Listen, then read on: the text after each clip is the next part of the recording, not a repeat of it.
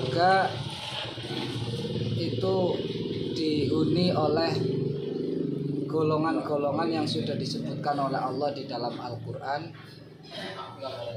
sebagaimana disebutkan dalam ayat ulaika ma'alladzina an'amallahu 'alaihim minan nabiyyina was-siddiqina wasyuhada'i wasyalihin dzalikal fadlu minallah wa kafa billahi 'alima ulaika hasuna ulaika rafiqa. Sebaik-baik teman adalah mereka para nabi, para siddiqin, para syuhada dan para sholihin.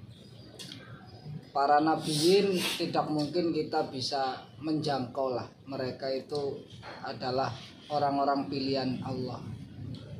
Tapi kita bisa meniru perilaku-perilaku mereka. Dan orang-orang terbaik setelah para nabi adalah as-siddiqin, orang-orang yang sungguh-sungguh di dalam menghamba kepada Allah.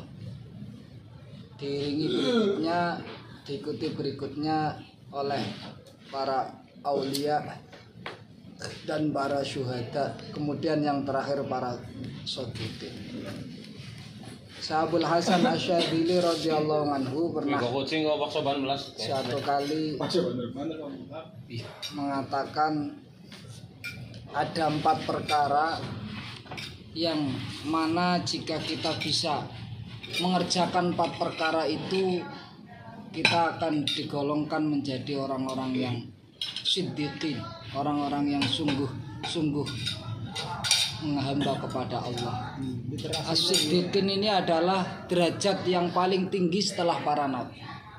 Ini kalau melakukan 4 perkara ini akan tergolong menjadi as-siddiqin. Kalau hanya melakukan 3 saja akan tergolong menjadi syuhada. Kalau melakukan 2 perkara atau dibalik melakukan 3 perkara menjadi aulia ilmu muqarrabin. Kalau melakukan 2 menjadi syuhadaul mukminin, dan kalau hanya melakukan 1 saja itu termasuk min ibadillahi sholih. Apa saja 4 itu? Yang pertama adalah adzikr. Orang yang senantiasa berzikir kepada Allah. Lisannya berzikir, akalnya berzikir, hatinya berzikir. Kemudian diterapkan dalam amaliyah keseharian dengan amal-amal yang soleh, maka itu akan menghasilkan nur. Orang-orang hamba-hambanya Allah yang solehin itu dipenuhi dengan nur, cahayanya Allah. Itu kalau hanya melakukan 1 saja itu sudah termasuk min ibadillahi sholihin, yaitu memperbanyak zikir.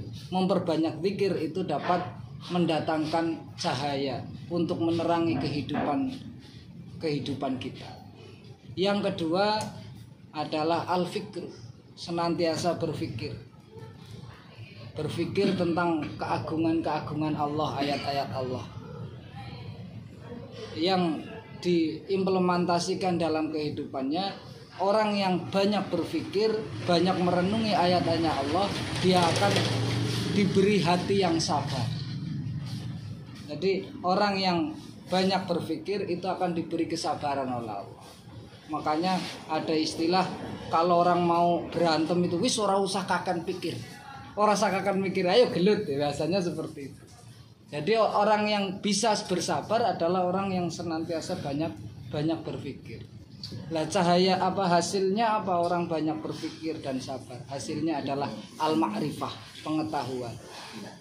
Pengetahuan itu hanya bisa diraih oleh orang-orang yang senantiasa dawamul fikri, yang senantiasa berfikir.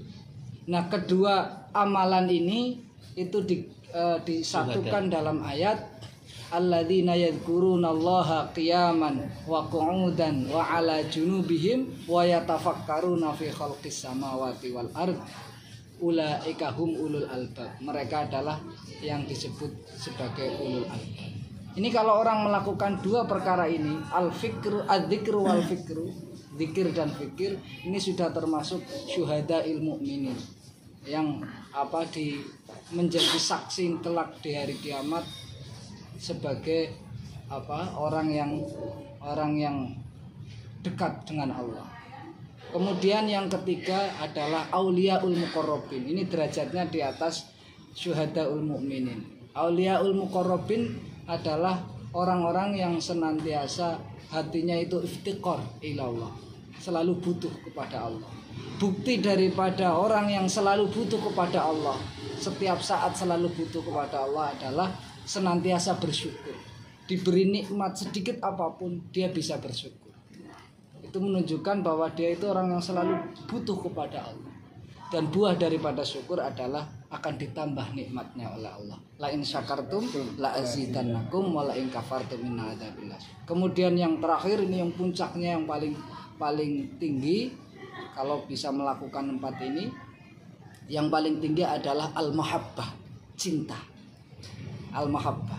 Orang yang senantiasa hatinya dipenuhi cinta kepada Allah, dia akan kesehariannya itu akan dipenuhi dengan al-bughdhu anid dunya. Jadi ciri-ciri orang yang mahabbah ilallah itu al-bughdhu anid dunya. Dia kehidupannya zuhud dengan kehidupan dunia, tidak cinta dunia, tapi cinta kepada Allah itu berlawanan dengan cinta dunia. Kalau cinta dunia kok mengaku cinta kepada Allah, itu cintanya bohong. Jadi itu berlawanan ya, cinta dunia dengan cinta Allah. Kalau cinta Allah pasti benci dunia. Kalau cinta dunia pasti di situ tidak cinta Allah. Lah buahnya adalah nanti di surga akan bertemu dengan Allah, sementara Allah itu ridho. Radhiyallahu anhum wa radu anhu. Shadaqa Sayyidina Abul Hasan Asyadzili. Ya semoga kita mendapatkan keberkahan dari ilmu beliau itu, dan kita bisa mengamalkan paling tidak itu satu saja, kita sudah digolongkan menjadi hamba-hambanya Allah yang soleh. Semoga kita dijadikan hamba-hamba Allah yang soleh. Allahumma amin. Amin. Assalamualaikum warahmatullahi wabarakatuh. Waalaikumsalam warahmatullahi wabarakatuh.